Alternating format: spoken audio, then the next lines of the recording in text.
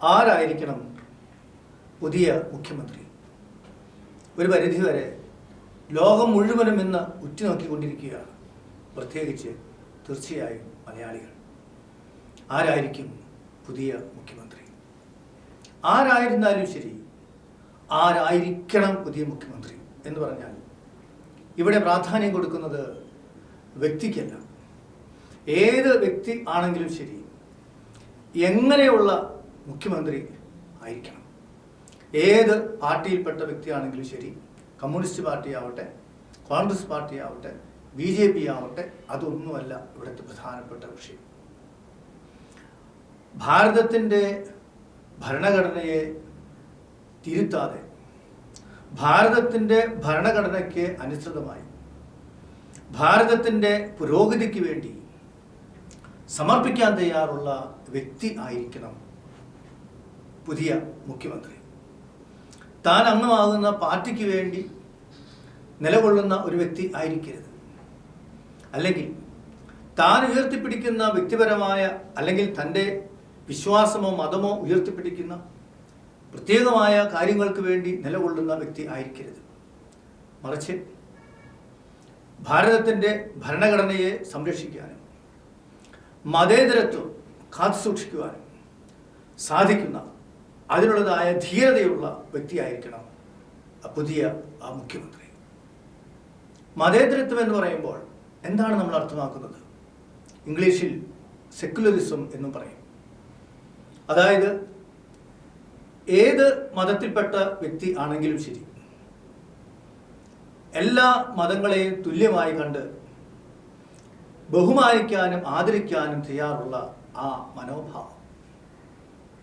ഏത് മതമാണെന്ന് മാത്രമല്ല, നിരീശ്വര പ്രസ്ഥാനമാകാം, നിരീശ്വര പ്രസ്ഥാനത്തെയും അംഗീകരിക്കാൻ തയ്യാറുള്ള വ്യക്തി. ഞാൻ കത്തോലിക്കനാകാം, ക്രിസ്ത്യാനിയാകാം, മുസ്ലിം ആകാം, ഹിന്ദു ആകാം, ഏത് മതത്തിൽപ്പെട്ടവനായ വ്യക്തി ആയിക്കൊള്ളട്ടെ, എൻ്റെ മതമാണ് നല്ലതെന്ന് എനിക്ക് ബോധ്യമുണ്ടെങ്കിൽ പോലും അതങ്ങനെ ആയിരിക്കണമല്ലോ. മറ്റു മതങ്ങളെ അംഗീകരിക്കാനും ബഹുമാനിക്കുവാനും തയ്യാറാകണം. ആ മതേതരത്വ മൂല്യം, ആ സെക്കുലറിസം, അത് മുറുകെ പിടിക്കുവാനായിട്ട് തയ്യാറാകണം. സമൂഹത്തിലുണ്ടാകുന്ന വ്യക്തികൾ പറ്റിപ്പോകുന്ന അല്ലെങ്കിൽ വ്യക്തികൾ ചെയ്യുന്ന തെറ്റുകളെ വസ്തുനിഷ്ഠമായിട്ട് വിലയിരുത്താനും ശരിയായ ശിക്ഷ നടപടികൾ എടുക്കുവാനും തയ്യാറുള്ളതായ ഒരു മനസ്സാക്ഷി ഉണ്ടായിരിക്കണം. എല്ലാ മനുഷ്യരെയും തുല്യരായിട്ട് കാണുന്ന, എല്ലാ മനുഷ്യർക്കും നീതി കൊടുക്കുന്ന മനുഷ്യത്വമുള്ള വ്യക്തിയായിരിക്കണം പുതിയ മുഖ്യമന്ത്രി. അതോടൊപ്പം കേരളത്തിൻ്റെ പ്രത്യേകമായ സാഹചര്യങ്ങളിലേക്കും കാര്യങ്ങളിലേക്കും പ്രശ്നങ്ങളിലേക്കും വരുമ്പോൾ ഇനി വരുന്ന മുഖ്യമന്ത്രി 3 കാര്യങ്ങൾക്ക് പ്രത്യേകമായ ഊന്നൽ കൊടുത്തേ മതിയാകും. ഒന്ന്, മുല്ലപ്പെരിയാർ ഡാമിൻ്റെ വിഷയം. അതിനിയും രാഷ്ട്രീയപരമായ കാരണങ്ങളോ തമിഴ്നാടുമായുള്ള പ്രശ്നങ്ങളോ അതൊക്കെ കേസും കാര്യങ്ങളൊക്കെ മാറ്റിവെച്ചുകൊണ്ട് കേരളത്തെ മൊത്തം നശിപ്പിക്കുന്ന ആ വലിയ ഭീതി ഇല്ലാതാക്കുന്ന രീതിയിൽ മുല്ലപ്പെരിയാർ ഡാമിനെ കുറിച്ച് വ്യക്തമായ ഒരു തീരുമാനം എടുക്കാനായിട്ട് പുതിയ മുഖ്യമന്ത്രിക്ക് സാധിക്കണം. അതിനുള്ളതായ ചങ്കൂറ്റമുണ്ടായിരിക്കണം. മുല്ലപ്പെരിയാർ ഡാം ഇപ്പോഴുള്ളത് നിലനിർത്തിയിട്ടോ പുതിയത് പണിതിട്ടോ എങ്ങനെയും ആയിക്കൊള്ളട്ടെ, തമിഴ്നാട് ജനതയ്ക്ക് വെള്ളത്തിന് ബുദ്ധിമുട്ടുണ്ടാകാത്ത രീതിയിൽ കേരളത്തിൻ്റെ സുരക്ഷിതത്വം ഉറപ്പുവരുത്തുക എന്നുള്ളത് വളരെ പ്രധാനപ്പെട്ട കാര്യമാണെന്ന് ഏതൊരു വ്യക്തിക്കും അറിയാം. മുഖ്യമന്ത്രി അക്കാര്യത്തിൽ പ്രാധാന്യം കൊടുക്കണം.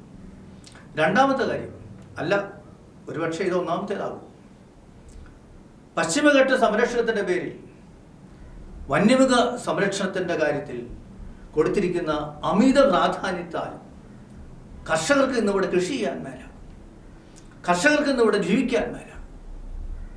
ഏതാനും വർഷങ്ങൾക്ക് മുമ്പ് 2, 3, 4, 5 ഏക്കർ സ്ഥലമുള്ള ഒരു കുടുംബത്തിന് കുറച്ച് റബ്ബറും കുറച്ച് കാച്ചിലും കുറച്ച് കപ്പയും ഒക്കെയായി ജീവിക്കാനായിട്ട് പറ്റുമായിരുന്നു. ഇന്നും റബ്ബറിൻ്റെ വില ന്യായമായ രീതിയിൽ കിട്ടുന്നില്ലെങ്കിൽ പോലും മറ്റ് കൃഷികൾ ചെയ്തുകൊണ്ട് നന്നായിട്ട് ജീവിക്കാൻ, സമ്പന്നരായിട്ട് ജീവിക്കുവാൻ കേരള ജനതയ്ക്ക് സാധിക്കും. പക്ഷേ കൃഷി ചെയ്യാൻ പറ്റില്ലെങ്കിലോ? ആനയും പന്നിയും മ്ലാവും കുരങ്ങനുമായി ഇവിടെ മയിലുമായിട്ട് കൃഷി ചെയ്യാനായിട്ട് പറ്റുകയില്ല. ഈ കാര്യത്തിന് വ്യക്തമായ ഒരു തീരുമാനം എടുത്തേ മതിയാകും. ഒരു സൂചന അതിലേക്ക് പറഞ്ഞാൽ, കൃഷിയിടങ്ങളിൽ വരുന്ന മൃഗങ്ങളെ ഭയപ്പെടുത്തി ഓടിക്കാനുള്ളതായ അനുവാദം കൊടുത്തിരിക്കണം. അല്ലാതെ മൃഗങ്ങൾക്കുള്ള ബഫർ സോൺ ആണെന്ന് പറഞ്ഞുകൊണ്ട് മനുഷ്യരെക്കാൾ കൂടുതൽ പ്രാധാന്യം മൃഗങ്ങൾ കൊടുക്കുന്ന ആ നിയമം തിരുത്തി എഴുതിയേ മതിയാകും.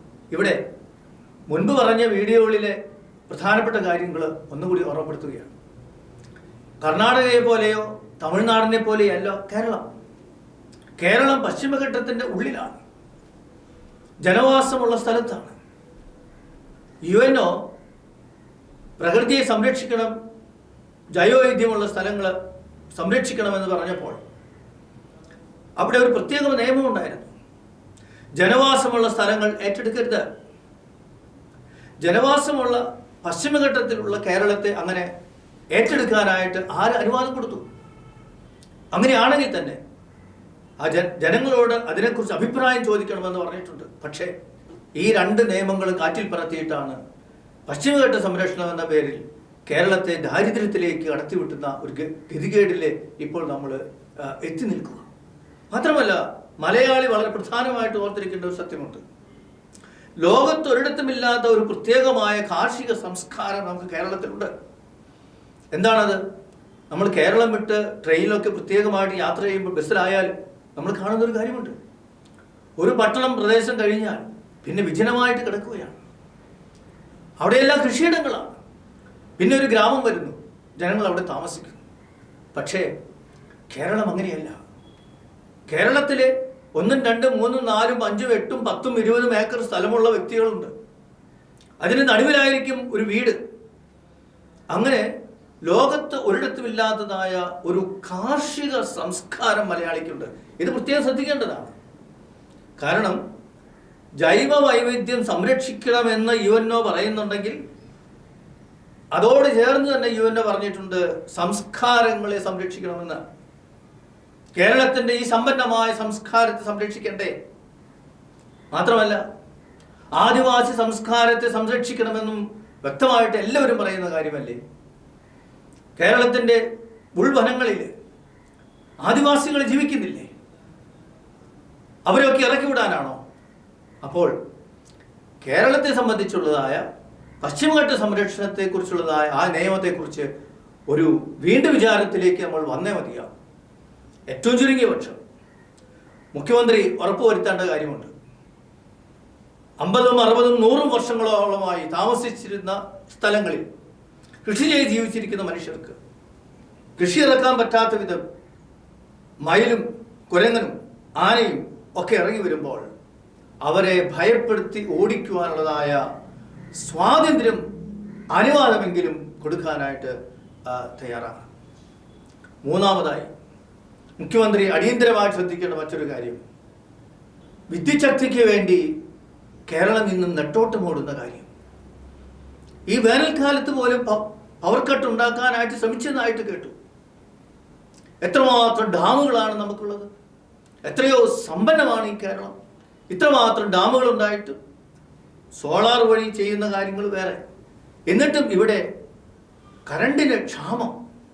അതേസമയം ഒരു കാര്യം കൂടി ഓർക്കണം, ഇവിടെ വലിയ ഫാക്ടറികളൊന്നും നമ്മുടെ കേരളത്തിൽ ഉള്ളതായിട്ട് എനിക്ക് തോന്നുന്നില്ല.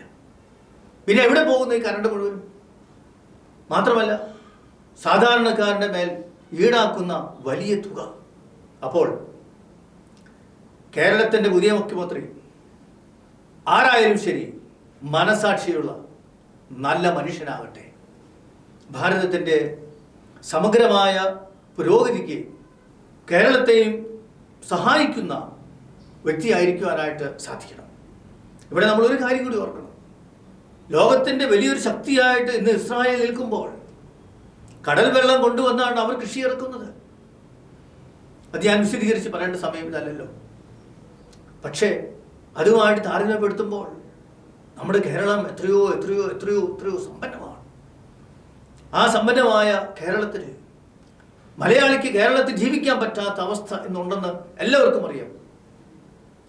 അതിൽ നിന്ന് മാറി ഇവിടെ ഒരു അധ്വാനിച്ച് ജീവിക്കാൻ സാധിക്കുന്ന, അധ്വാനിച്ച് പണമുണ്ടാക്കാൻ സാധിക്കുന്ന ഒരു ഭാവിയെ കെട്ടിപ്പടുക്കാനായിട്ട് നേതൃത്വം കൊടുക്കുവാൻ പുതിയ മുഖ്യമന്ത്രിക്ക് സാധിക്കട്ടെ.